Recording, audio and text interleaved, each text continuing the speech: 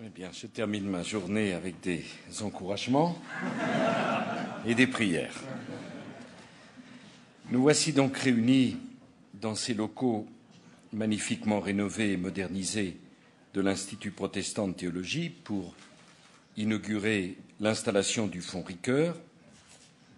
J'ai conscience que nous ne célébrons pas seulement un legs de quelques 15 000 volumes, désormais accessible à tous, mais nous célébrons également l'étendue d'une réflexion, la dimension d'une œuvre qui place certainement M. Ricoeur comme l'un des plus grands philosophes français, en tout cas de la deuxième moitié du XXe siècle. Il est mort il y a 5 ans. Il était né en 1913. Il a échappé de peu à la mort. Très vite, il perd sa mère. Son père est tué en 1915 durant la bataille de la Marne. Il est orphelin. Il est pupille de la nation. Et il trouve sa consolation dans les livres. On dit même qu'il copie les cartes des atlas. Son professeur de philosophie lui fait découvrir la discipline qui, au fond, le passionnera toute sa vie. Il hésite avec les lettres et j'ai noté que sur ses copies, les correcteurs inscrivent « trop philosophique ». Vous avez également évoqué le pardon pour le professeur. Il présente le concours d'entrée à l'école normale supérieure. Chère Valérie, il échoue.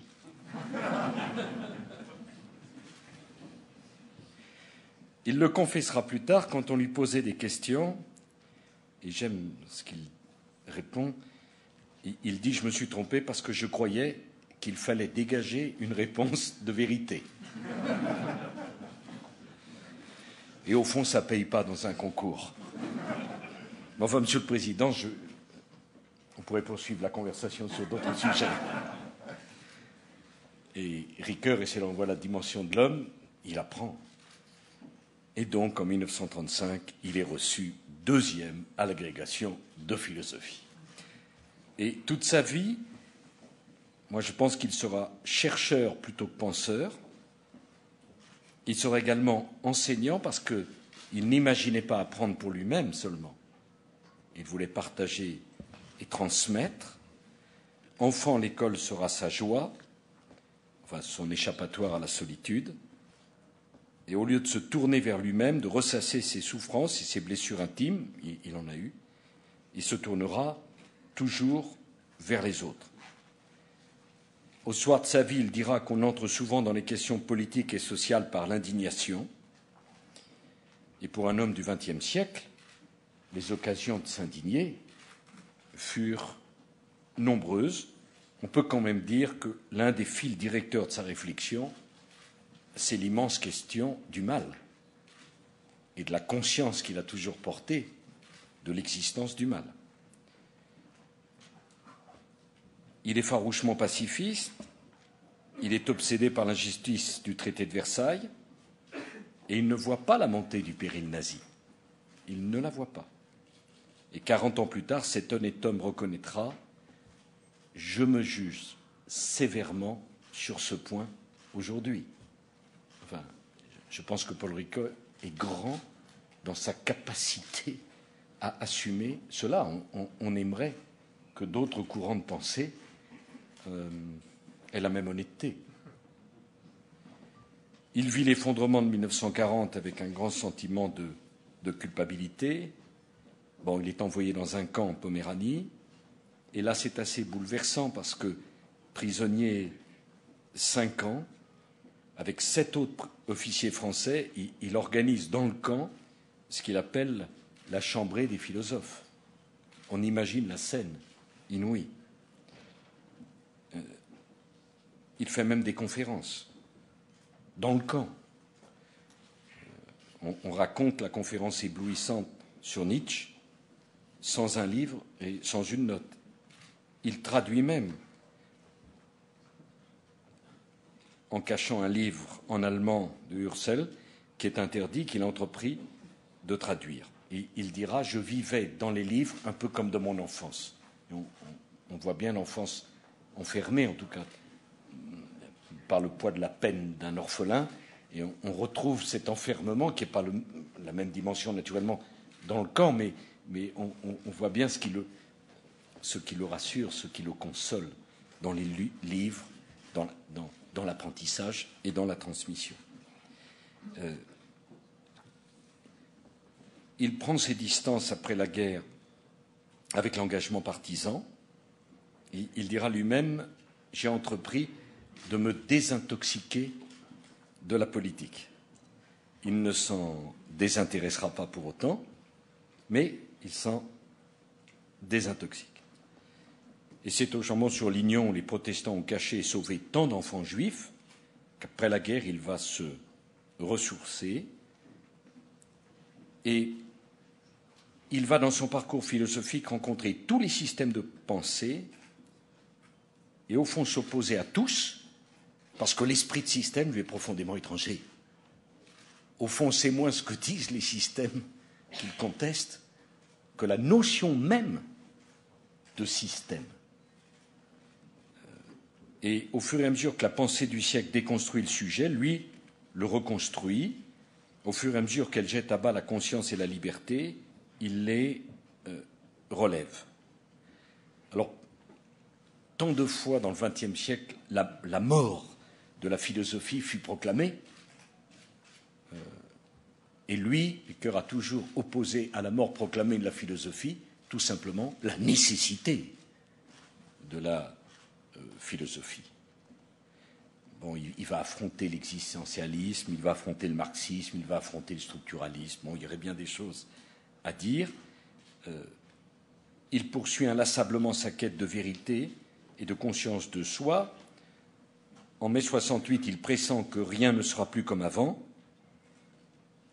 Et il dit quelque chose de très fort. Nous sommes entrés en 68 dans un temps où il faut faire du réformisme et rester révolutionnaire. Et moi, je trouve que c'est une phrase assez admirable, parce qu'elle en dit tant sur un homme qui a tout basé sur sa capacité d'indignation. Et au fond, révolutionnaire, il le sera, mais à sa manière. Révolutionnaire face aux grandes constructions totalisantes du XXe siècle qui imposent successivement leur domination sur toute la vie intellectuelle. Et il y a la proclamation de révolution collective, et lui, il y oppose sa révolution individuelle d'homme obsédé par le mal et qui veut porter témoignage. Il est en lui-même l'esprit de révolution, de rébellion. Enfin, il y aurait encore beaucoup de choses à dire. Enfin, permettez à un homme politique de citer deux réflexions de Paul Ricoeur qui m'ont beaucoup touché. Les historiens ne doivent pas oublier que ce sont les citoyens qui font réellement l'histoire.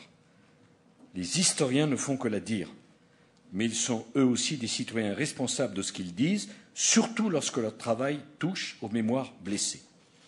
Et il poursuit « Je suggère que nous unissions la notion de devoir de mémoire, qui est une notion morale, le mot ne lui faisait pas peur, à celle de travail de mémoire et de travail de deuil, qui sont des notions purement psychologiques.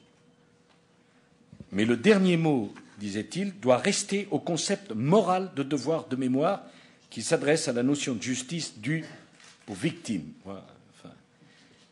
Invitez-moi que je puisse revenir, parce que vraiment, là, on est presque gêné de dire des choses aussi, de citer des phrases aussi profondes, sans essayer d'aller au-delà, et naturellement de les raccrocher à tel ou tel élément de notre actualité. Mais au fond, c'est quand Ricoeur parle du mal qu'il est peut-être le plus émouvant. Moi, je pense que derrière toute son œuvre, il y a la question du suicide de son fils, qui est une question, la question du suicide, qui est une question sans doute parmi les plus profondes que les hommes de foi, comme les hommes d'État, comme les familles, ont à affronter. ce mystère de la souffrance, de la désespérance portée à ce point. Et lui-même, Ricoeur, a expérimenté l'extrême limite de la souffrance humaine, la souffrance d'un père devant son enfant qui se donne la mort, et il dit qu'il n'a aucune réponse pratique.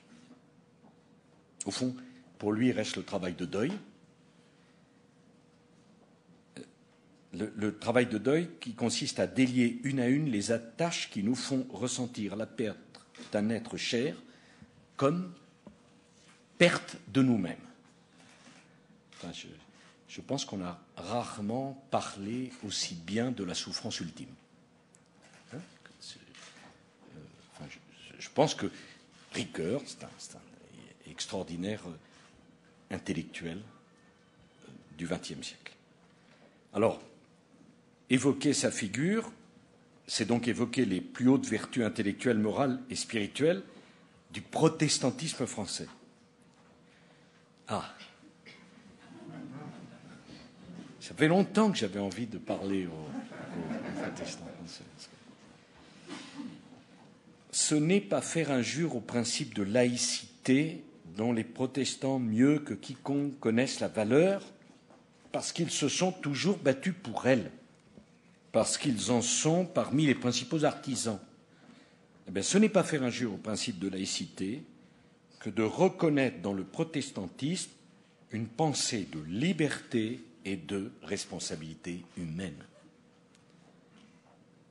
Une éthique forte, rigoureuse, ô combien exigeante. Je vous ai entendu tous les deux. Je vous connais. Un esprit d'indépendance, une volonté de résistance, et en même temps une fidélité sans faille à la nation et à la République. Voilà ce que le protestantisme a gravé dans l'esprit et le cœur de tous les enfants des morts de la Saint-Barthélemy, des Camisards traqués dans les Cévennes, des femmes protestantes enfermées dans la tour de Constance à Aigues-Mortes qui écrivaient, je l'ai déjà dit, « Résister ». Je l'ai cité souvent. « Résister ». Elles écrivaient ça sur le mur de leur prison. Des justes du Chambon-sur-Lignon qui cachaient les enfants juifs. Alors, le protestantisme fait partie de notre histoire, fait partie de notre culture, et oserais-je le dire, il fait partie intégrante de notre identité nationale. Et comment ne pas penser à ce que disait ici même Jules Ferry, qui inaugurait en 1877, vous l'avez rappelé, les locaux que l'État venait d'offrir à la nouvelle faculté de théologie protestante de Paris. Le protestantisme a été, dans l'histoire moderne, la première forme de liberté. C'est Jules Ferry. Pour ceux qui n'avaient pas suivi Et la révolution de 1789 a été faite en partie pour vous, toujours Jules Ferry. Elle est pour vous la date de l'affranchissement définitif. Et il ajoutait, l'État est ici à sa place, il a ici sa part, non pour fixer le dogme qui ne lui appartient pas, mais à un double titre qui lui est propre, celui de gardien de la cité terrestre et celui de gardien du savoir humain. On savait parler à l'époque. C'était avant la séparation de l'Église et de l'État. Mais quelque chose de profondément vrai demeure dans ces paroles prononcées par le grand républicain qui inventa l'école laïque. Eh bien, nous sommes ici dans un lieu d'étude et de réflexion, non dans un lieu de culte. Ce qui est en jeu ici, dans cette faculté de théologie protestante de Paris, plus que séculaire, qui appartient à toutes les confessions protestantes, qui est ouverte à tout le monde, c'est la transmission d'une connaissance et d'un savoir qui représente un trésor d'humanité et qui fait partie de l'héritage d'une civilisation que nous voulons garder vivante.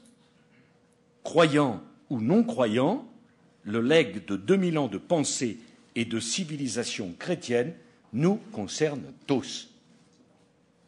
Croyants et non croyants. Je me suis toujours battu, vous le savez, Monsieur le Président, pour ces idées. Croyants ou non croyants. C'est un concept de civilisation chrétien nous concerne tous. à une époque où l'on s'émeut à juste titre du risque de disparition de certaines espèces vivantes,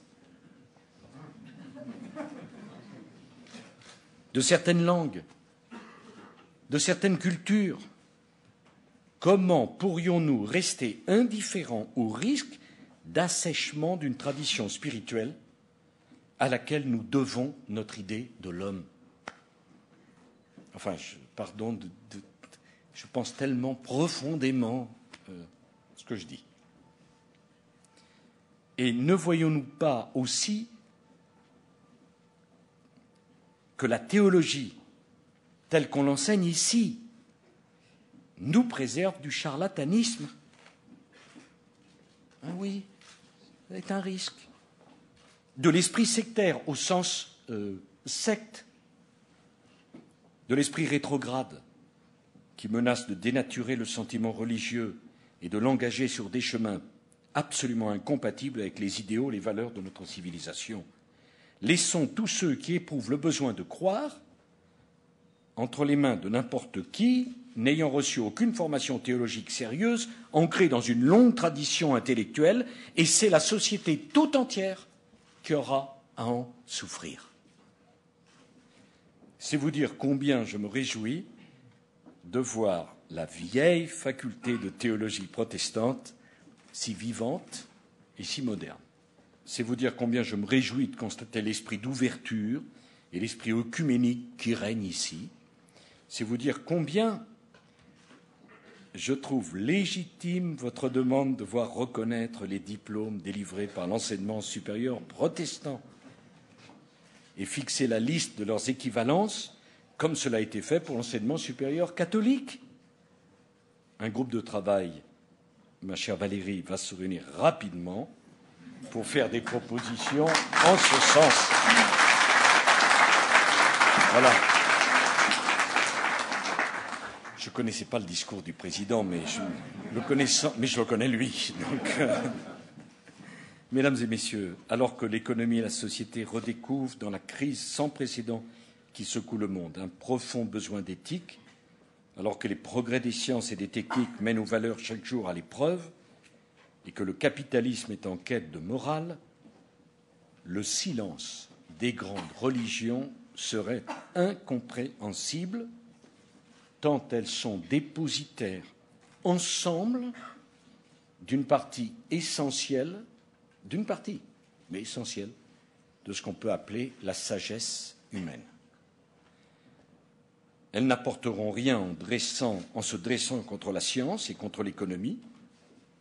La théologie que nous enseignons ici disait en 1877, le doyen de votre faculté accepte avec confiance les procédés et les méthodes auxquels est tenue de se soumettre la science moderne. On ne peut pas mieux dire. Eh bien, c'est dans des lieux comme celui-ci que ce dialogue confiant entre la science et la religion peut s'organiser. C'est peut-être ce que nous avons de mieux à opposer à la mort lente d'une certaine idée de la civilisation et d'une certaine idée de l'homme. De Paul Ricoeur, on a dit que cet homme si austère dans son travail, si plein de probité et de rigueur, on a dit qu'il aimait beaucoup rire. C'est peut-être tout simplement parce qu'il aimait la vie et que cet amour de la vie était plus fort que toutes les peines. Peut-être ce rire de Paul Ricoeur fut-il la forme la plus irréfutable de sa sagesse. Peut-être est-ce pour cela, pour son rire, que ses élèves l'aimaient tant. Et peut-être que c'est ce rire qui manque le plus à notre époque. Poser la question, c'est dessiner déjà l'ampleur du défi que nous avons personnellement et collectivement à relever, et la part qui peut être la vôtre à la croisée de tous les savoirs qui concernent l'homme le plus directement, oserais-je même dire, le plus intimement. C'est une tâche redoutable. Eh bien, dans la stricte fidélité au principe de la laïcité, vous pouvez compter sur le respect, la compréhension et le soutien de cette République qui vous doit tant. Je vous remercie.